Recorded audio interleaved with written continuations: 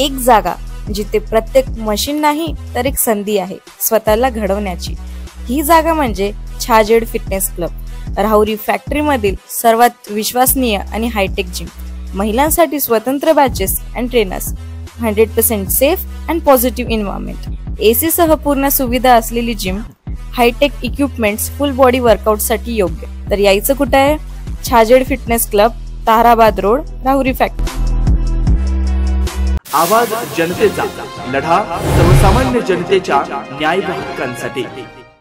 सकाळी फोन आला होता संग्राम जगतापांचा, आणि ज्या दवाखान्यामध्ये त्यांना ॲडमिट केलेलं होतं तिथले डॉक्टरांशी पण मी बोललो, पण डॉक्टरांनी सांगितलं की दादा माझ्या दवाखान्यात त्यांना आणलं, परंतु दवाखान्यात येण्याच्या आधीच त्यांचं दुर्दैवानं दुःखद निधन झालं असं डॉक्टरांनी मला सांगितलं।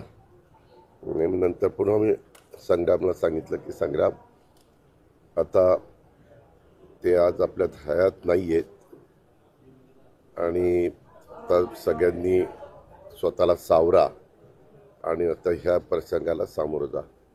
गेले अनेक वर्ष, मला आठवतं 1995ची गोष्ट असेल, 95च्या निवडणुकीमध्ये आम्ही काँग्रेस पक्षामधनं निवडून आलो होतो 80 लोक आमदार, आणि त्यावेळेस शिवाजीराव कर्डिले पहिल्यांदाच अपक्ष निवडून आलेले होते। आणि माझी पहिली त्यांची ओळख, आम्ही असं बसलो होतो, पक्षाची मीटिंग नुकतीच निवडणुका झाल्या होत्या, आणि ते हळूच येऊन माझ्या मागं बसले आणि नंतर त्यांनीच मला ओळख करून दिली की दादा मी शिवाजीराव कर्डिले आणि अशा पद्धतीनं मी अपक्ष निवडून आलो। त्यावेळेस मी त्यांना सांगितलेलं होतं की तुम्ही अपक्ष निवडून आला आहे, काँग्रेसचा विचाराचा आहे, तरी देखील आता तुम्हाला उद्या 5 वर्ष काम करायचे, त्याच्यावर रुलिंग पार्टी जी आहेत त्यांच्याबरोबर तुम्ही राहिला तर तुमचे विकासाचे प्रश्न सुटतील, अशा पद्धतीनं त्यावेळेस मी त्यांना सांगितलेलं होतं। आणि तेव्हापासून त्यांचे माझे आजपर्यंतचे संबंध, मधल्या काळामध्ये आम्ही त्यांना वेगवेगळ्या ठिकाणी कामाची संधी पण देण्याचा प्रयत्न केला, परंतु नंतरच्या काळामध्ये प्रत्येकाला आपले आपले काही राजकीय समीकरणं असतात आणि नंतर ते भारतीय जनता पक्षामध्ये गेले आणि नंतर तिकडे ते आमदार झाले।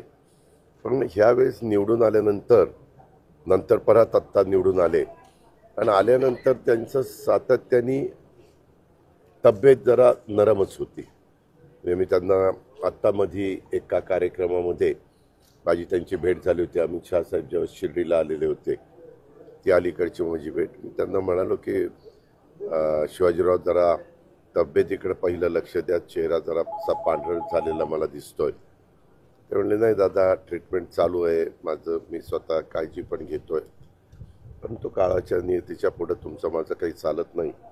आणि नेमकं या दिवाळीच्या पहिल्या दिवशी वसुबारस, आज त्याच दिवशी ते आपल्याला सगळ्यांना सोडून गेले। मी त्यांना भावपूर्ण श्रद्धांजली अर्पण करतो। अतिशय सगळ्यांच्यामध्ये मिळून मिसळून राहणारं ते व्यक्तिमत्व होतं। बँकेचे पण ते चेअरमन होते, अलीकडे जिल्हा मध्यवर्ती सहकारी बँक जी अहमदनगरची आहे, अहिल्यानगर आता त्या जिल्ह्याला म्हटलं जातं, पण तो त्या जिल्हा बँकेचे पण चेअरमन म्हणून ते काम बघत होते। आणि अनेक राजकीय लोकांचा त्यांचा तसा बघितला तर संबंध आलेला होता। मागच्या अनेक वर्षाच्या कारकिर्दीमध्ये एकदा महाविकास आघाडीचं सरकार आलं होतं, विलासराव देशमुख मुख्यमंत्री होते, तेव्हा पण सरकार राहणार का जाणार, सरकार राहणार का जाणार अशी चर्चा चाललेली होती। त्यावेळेस शिवाजीराव कर्डिलेंनी आम्हाला सपोर्ट त्या काळामध्ये केलेला मला आठवतं। अशा पद्धतीनं एक नेहमी आमच्याबरोबर काम करणारा एक सहकारी आम्ही आज गमावलेला आहे।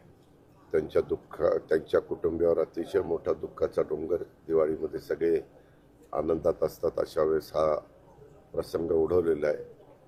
मी परमेश्वराची प्रार्थना करतो त्यांच्या परिवाराला ह्या दुःखातून सावरण्याची परमेश्वरांनी ताकद देव आणि त्यांच्या मुक्तात्म्यास चिरशांती लाभो अशा प्रकारची भावना श्रद्धांजली करतो. नवनवीन घडामोडी आणि सत्य बातमी पाहण्यासाठी आजच आमच्या YouTube चॅनलला सबस्क्राईब करा, शेअर करा आणि लाईक नक्की करा.